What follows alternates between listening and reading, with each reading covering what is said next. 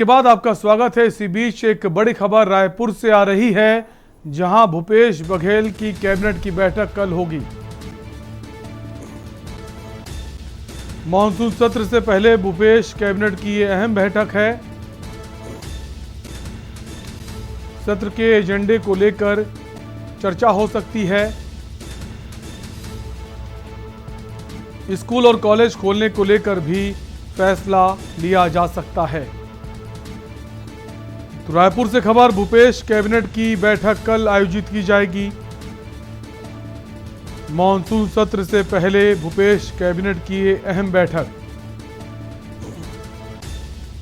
सत्र के एजेंडे को लेकर चर्चा हो सकती है और स्कूल और कॉलेज खोलने को लेकर भी फैसला लिया जा सकता है। तो रायपुर से बड़ी खबर, भूपेश कैबिनेट की बैठक कल आयोजित की जाएगी।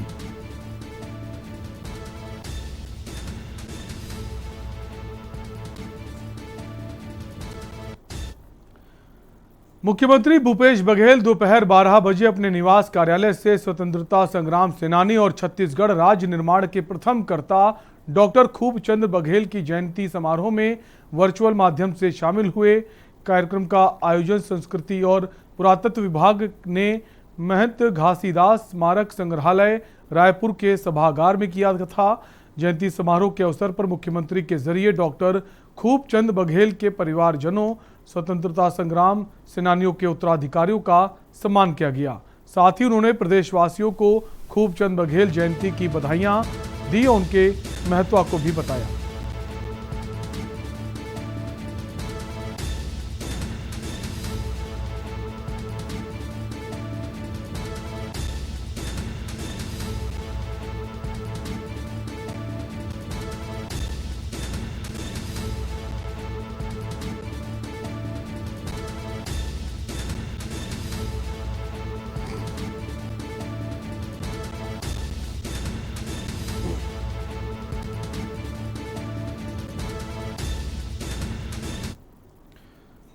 सूरजपुर में मानसून की दस्तक के साथ ही किसान खेतों के कामों में जुट गए हैं। सूरजपुर जिला भी किसान बहुलता वाला जिला है। यहां के जनप्रतिनिधि भी इस समय अपना समय खेतों में ही बिता रहे हैं। जिला पंचायत अध्यक्ष राजकुमारी मरावी अभी राजनीति से समय निकालकर अपना पूरा समय खेत में बिता रही हैं।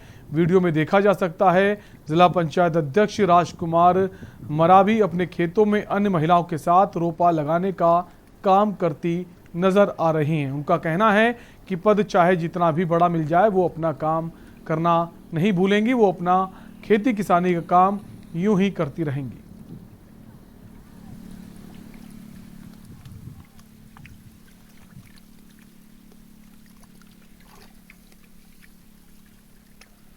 करना हमारा कर्तव्य है और हम दोनों पति पत्नी खेती करते हैं, किसान घर के हैं।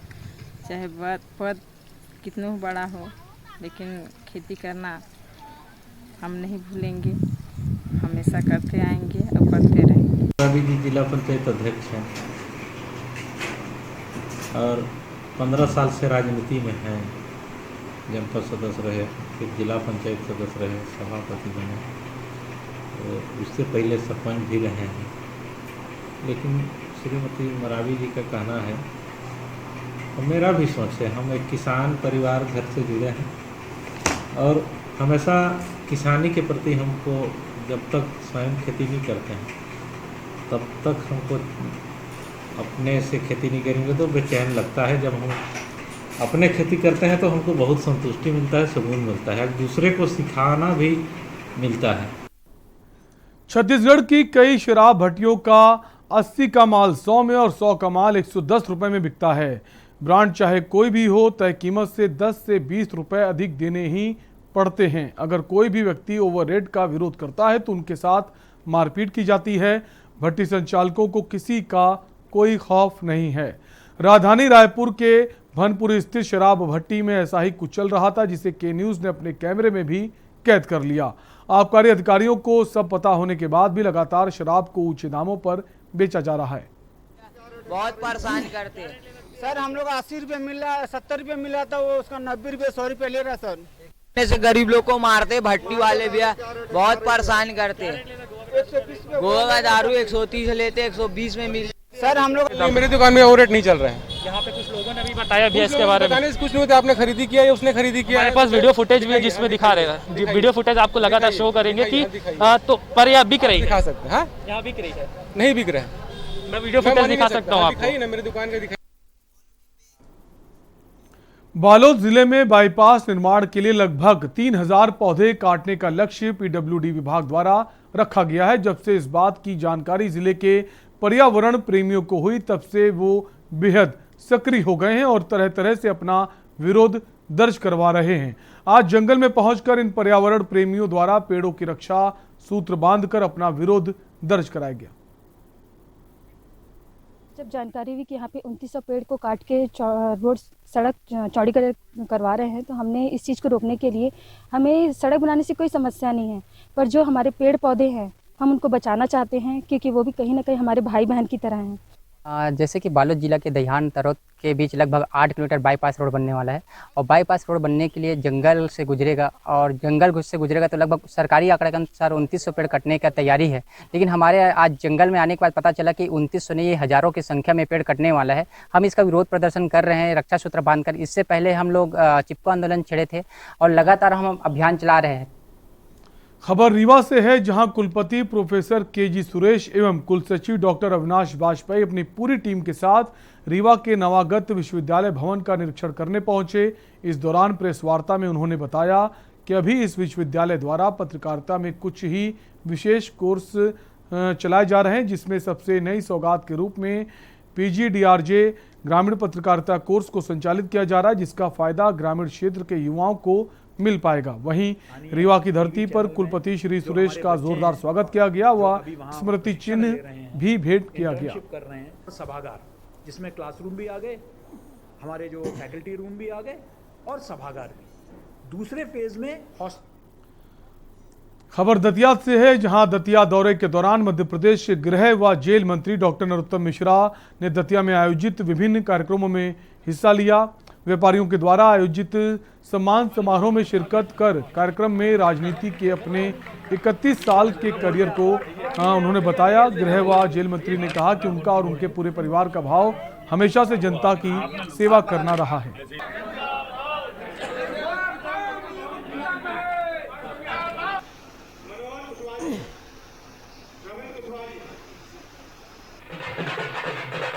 में मेरे में कहीं भी मेरा या मेरे परिवार का हित हो ही नहीं सकता। भाव के अंदर सिर्फ और सिर्फ दतिया का ही हित होगा, ये आप मानिए। अकाट्य सोच है ये मेरा। जीवन के 31 साल से विधायक आप लोगों ने बना के रखा होगा, 15 साल से आप लोगों ने मंत्री बना के रखा है, माई ने बना के रखा है। पर्याप्त होती है और अच्छी पारी होती है। इतना सब हो जाने के बाद, ईश्वर का सब कुछ होने के बाद इच्छा ये जरूर होती है कि कुछ ऐसा करके जाऊं कि लोग याद रखें। और रुकेंगे छोटे से ब्रेक के लिए, जल्द हाजिर होंगे। आप देख रहे हैं के न्यूज, खबरों का सारथी।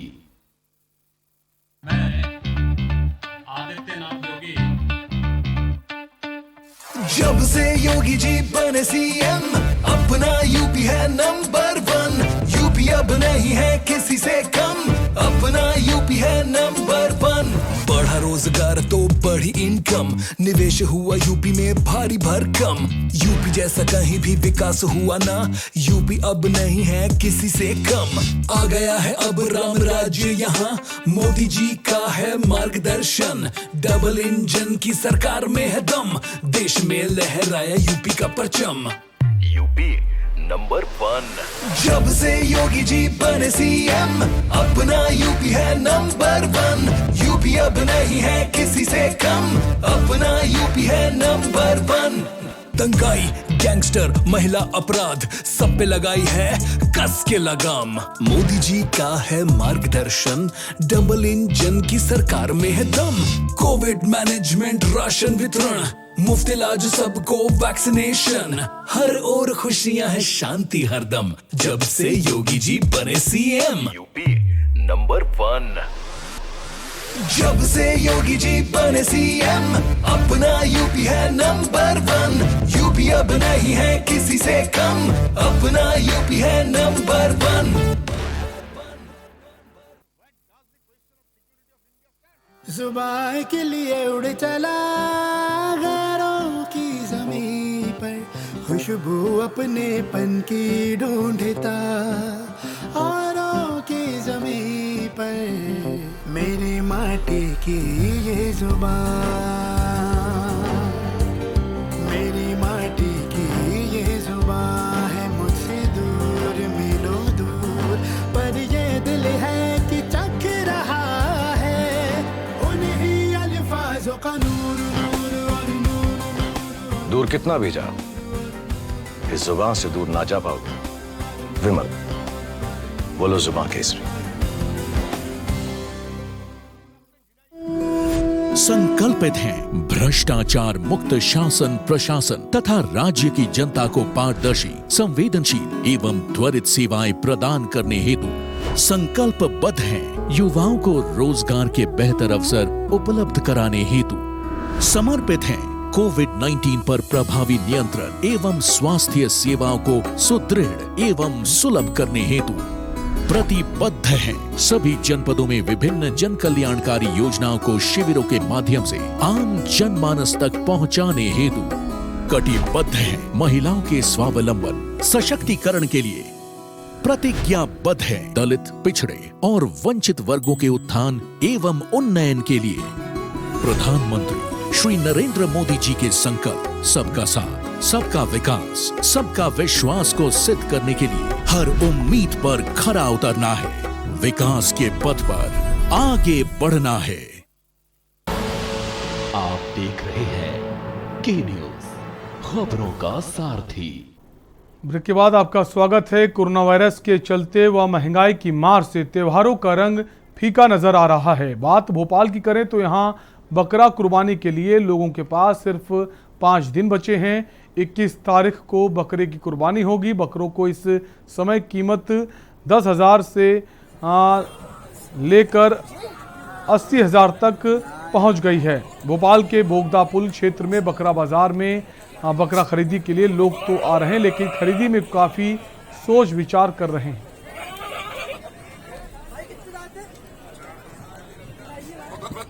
बकरा ईद का नज़दीक त्यौहार आते ही बकरे की खरीद फरोख्त में बहुत चार चांद लगते हुए नज़र आ रहा है। यहाँ पर हर साल की तरह इस साल भी हाट लगा हुआ बोगदा पुल का क्षेत्र है। यहाँ पर हमेशा के लिए हाट लगाया जाता है। आइए साथ अपने साथ ऐसे बकरा व्यापारी मौजूद हैं, उनसे हम बात करेंगे किस तरह के बकरा। जी, बकरा ईद पे कितना महंगा बकरा है? कोरोना की मार से कितना सस्ता हुआ बकरा या महंगा है? भाई कोरोना ने तो मार दिया बुरी तरह से। अभी जो बकरा बिक रहा है मार्केट से 10,000 से 20,000 की रेंज में बकरा बिक रहा है इधर। उसके ऊपर का बकरा जो है बहुत कम बिक रहा है। और बकरा तो ये है कि 80,000 भी है, 90,000 भी, 1 लाख तक का बकरा है इधर मार्केट के अंदर। और बकरे बहुत ज़्यादा हैं, खरीदने वाले कम हैं। लॉकडाउन ने जो है कमर तोड़ दी लोगों की। साथ व्यापारी जी जो बता रहे हैं कि बढ़ते दामों को लेकर यहाँ पर बकरा खरीद फरोख्त कम हुई है। कैमरामैन लक्की के साथ कयूम पठान, के न्यूज़ भोपाल। छत्तीसगढ़ के न्यायधानी बिलासपुर में एक ऐसा पर्यावरण प्रेमी है जिसे जीव जंतुओं के प्रति इतना लगाव है कि वो उनकी जान बचाने व उन्हें सुरक्षित रखने के लिए 24 घंटे तत्पर रहती हैं। हाँ, खास बात यह है कि ये पर्यावरण प्रेमी एक युवती हैं। इस तरह से पर्यावरण और जानवरों को सुरक्षित रखने में अपना विशेष योगदान देने वाली युवती का नाम अजिता पांडे है, जो 23 मार्च 2017 से 10 जुलाई 2021 तक 984 सांपों को पकड़कर उन्हें जंगल में सुरक्षित पहुंचा चुकी हैं। अजिता के इस कार्य को देखते हुए golden book of world record में उन्हें शामिल किया गया है।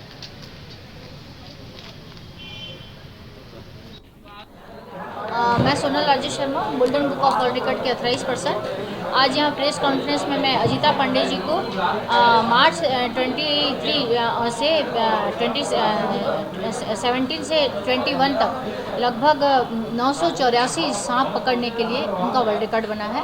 तो मैं उनके अधिकृत संवाददाता हूँ। आज मुझे बताते हुए अत्यंत हर्ष हो रहा है कि ये golden book of world record का सर्टिफिकेट मैं आज अजिता जी को प्रदान कर रही हूँ। मैंने पिछले 4 साल से 2017 से रेस्क्यू करना प्रोफेशनली स्टार्ट किया है और मैंने ये शुरुआत इसलिए किया क्योंकि मेरे घर का माहौल ही ऐसा था कि हर एक जीव को तकलीफ होता है, दर्द होता है और ये देखा गया है कि जहाँ पे भी सांप दिखा है उसे मार दिया जाए। तो बस उसी को बचाने की एक छोटी सी कोशिश कर रही हूँ। जिले में शराब के अवैध कारोबार को लेकर विधायक प्रमोद शर्मा बलौदाबाजार अपने लगभग 500 कार्यकर्ताओं के साथ कलेक्ट्रेट का घेराव करने पहुंचे, जिसे पुलिस बल ने कलेक्टर परिषद के बाहर ही रोक दिया। कार्यकर्ताओं के द्वारा बैरिकेडिंग तोड़ने का प्रयास भी किया गया लेकिन सफल नहीं हो सके। इस बीच विधायक समेत कार्यकर्ताओं और पुलिस प्रशासन के बीच जमकर बवाल देखने को मिला।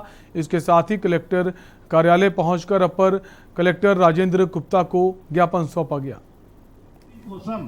आशीष कोसम रातों रात अपन गाड़ी धर कोर्ट में बजा सकते हैं। दोनों में से हम लोग आरोप लगाने सीधा आशीष कोसम जब सियान जिले में अवैध शराब उनको शिमला में कुछ अवैध शराब पकड़ने की बात है और 2 पंचनामा माननीय विधायक जी ने पेश किया है। 2 अलग अलग उसमें चीज़ें लिखी हुई हैं, उनको हटाने की मांग किया है जिलाधिकारी अधिकारी को।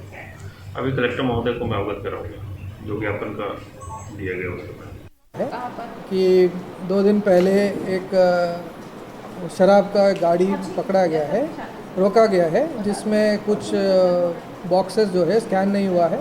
उसके संबंध में एक्साइज द्वारा एक पंचनामा बनाया गया है और उसके बाद जांच हुआ है। लेकिन विधायक जी ने एक आवेदन दिया है कि इनके खिलाफ कार्रवाई हो करके, क्योंकि मामला एक्साइज डिपार्टमेंट से संबंधित है और इसमें जांच होगी और अगर संज्ञेय अपराध होना पाया गया है। मेरे हिसाब से छत्तीसगढ़ में नहीं पूरे हिंदुस्तान में कानून एक समान होना चाहिए।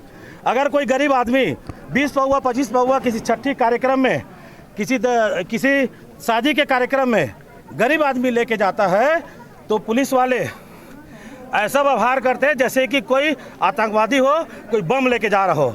आप देखिए शिमला में एक मिनट शांत करना, शिमला में 400 पेटी शराब का अभी शिमला में पकड़ाया 400 पेटी अवैध शराब। ये पंचनामा है जिसमें आबकारी अधिकारी द्वारा पंचनामा किया गया है और ये माना गया ये अवैध शराब है, उसको थाने में लाया गया। उसके बाद अचानक ये लेटर और है, ये अचानक रातों रात अवैध कैसे हो जाता है। राजनांदगांव में पीएम आवास में लंबित भुगतान एवं नवीन स्वीकृति की मांगों को लेकर जनपद पंचायत के सरपंचों ने कलेक्ट्रेट पहुंचकर मुख्यमंत्री के नाम ज्ञापन सौंपा और सरपंच संघ के अध्यक्ष नोमेश वर्मा ने कहा कि कई ग्राम पंचायतों में पीएम आवास हेतु स्वीकृति मिली है, जिसे पूर्ण करने के लिए राशि जारी नहीं की जा रही, जिससे हितग्राहियों को आवास पूर्ण करने में परेशानियां हो रही हैं। जब से चुनाव जीते नए सरपंच तब से ग्रहण लगा हुआ है, ब्रेक लगा हुआ है उसमें, और जिसका खामियाजा हम लोग को भुगतना पड़ा है क्योंकि गांव का आदमी जो है वो सरपंच को सर्वेसर्वा मानता है, जिसके कारण हम सरपंचों को भी तकलीफ हो रहा है गांव में काम करने के लिए। इसकी मतलब एक राज्य शासन को एक ज्ञापन सौंप रहे कि जल्द से जो केंद्र से जो लक्ष्य दिया गया है वो स्वीकृति तत्काल प्रदान करें। और यहाँ वक्त है एक ब्रेक का, जल्द हाजिर होंगे। आप देख रहे हैं के न्यूज, खबरों का सारथी।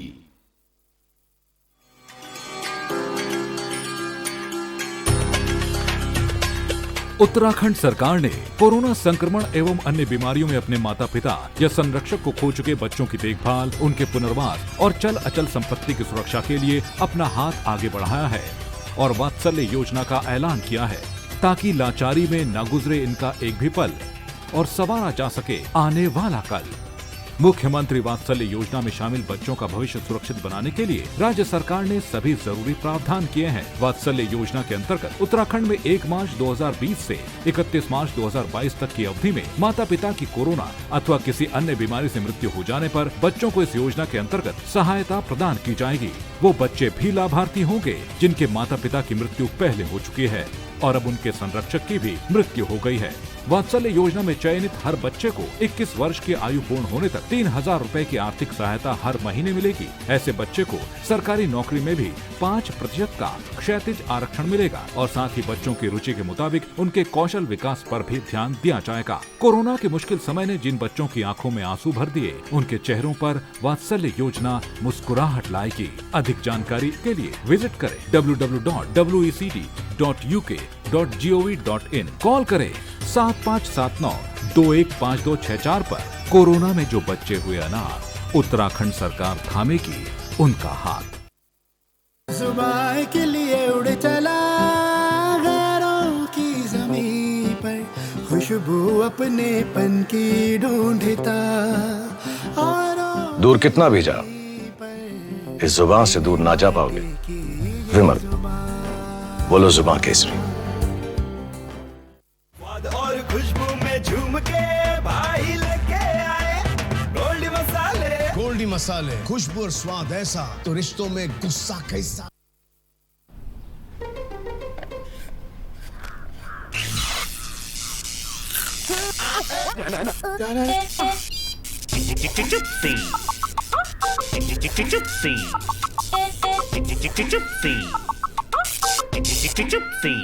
चिप्सीज, दोस्ती का नया फंडा। आप देख रहे हैं के न्यूज, खबरों का सारथी। ब्रेक के बाद आपका स्वागत है। खबर कोंडागांव ब्लॉक के बड़े कनेरा से है, जहां भवन निर्माण तो किया गया पर लोकार्पण से पहले ही भ्रष्टाचारी दिखाई देने लगे। सरकारी पैसे का कैसे दुरुपयोग होता है, इसका अंदाजा रुर्बन क्लस्टर बड़े कनेरा में देखा जा सकता है। तकरीबन 25 लाख की लागत से बने मंगल भवन को देखकर लगाया जा सकता है। हालांकि ठेकेदार ने इस भवन को अभी हैंडओवर तो नहीं किया, लेकिन भवन की स्थिति अभी से ही खस्ताहाल हो चुकी है, जिसकी शिकायत ग्रामीणों ने क्षेत्रीय विधायक को भी करने की बात बताई। बताया जा रहा है कि मुख्यमंत्री समृग योजना के अंतर्गत इसकी स्वीकृति स्वयं मुख्यमंत्री ने जिले के प्रथम प्रवास के दौरान दी थी। और यहाँ अभी एंड ओवर नहीं हुआ है। ये मंगल भवन है, यहाँ का स्थिति क्षतिग्रस्त होते जा रहा है राइट साइड में। कब बना था ये अभी 2020-21 में बना है। कितना महीना हुआ है बने हुए? बनी हुई अभी 3-4 माह हो गया है। और 3-4 महीने में अभी से गुणवत्ताहीन साफ नजर आ रहा है। खबर सुकमा से है, जहां सरस्वती साइकिल योजना के अंतर्गत कुकानार हायर सेकेंडरी स्कूल में छात्राओं को साइकिल वितरण की गई। कार्यक्रम में पहुंचे चित्रकूट विधायक रामजन बेंजाम ने राज्य सरकार की योजनाओं की जमकर तारीफ की। इसके साथ ही भूपेश सरकार की महती योजना अंतर्गत गोबर खरीदी की जा रही है, उसे कोई सपने में भी नहीं सोचा था किसी ने, और आज ग्रामीण गोबर बेचकर मोटरसाइकिल खरीद रहे हैं, हवाई जहाज में यात्रा कर रहे हैं।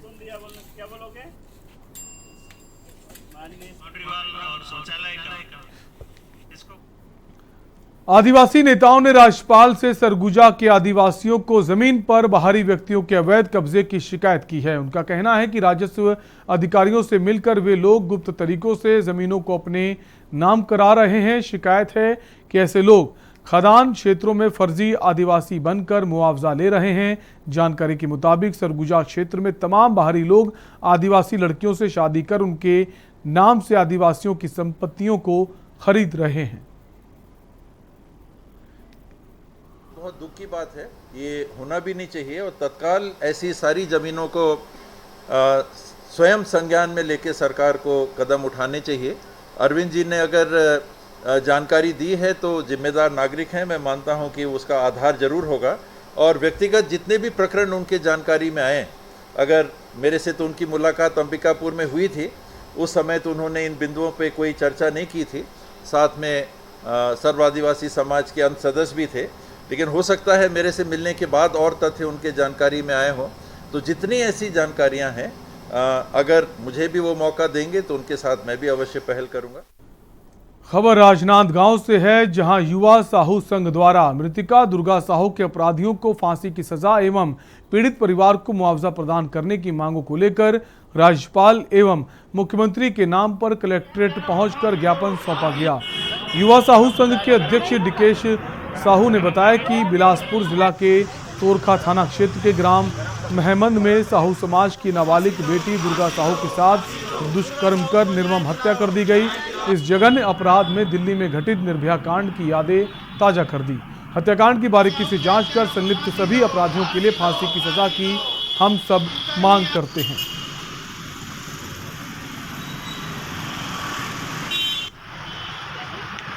में हुए हमारे समाज की बहन दुर्गा साहू निर्मम हत्या कर उनको एकदम मतलब निर्मम हत्या कर उनको बलात्कार कर उनकी हत्या कर दी। आज उनके अपराधी पुलिस के गिरफ्त में है। हमारी मांग ये है कि फास्ट ट्रैक कोर्ट के द्वारा उनको जल्द से जल्द कार्रवाई कर उनको फांसी की सजा दी जाए और एक गरीब परिवार की बेटी है उनको सरकार के द्वारा मुआवजा दी जाए या फिर जो भी शासकीय प्रक्रिया है उनके परिवार को एक शासन के द्वारा मदद दी जाए। और देश डेली में आज के लिए इतना ही।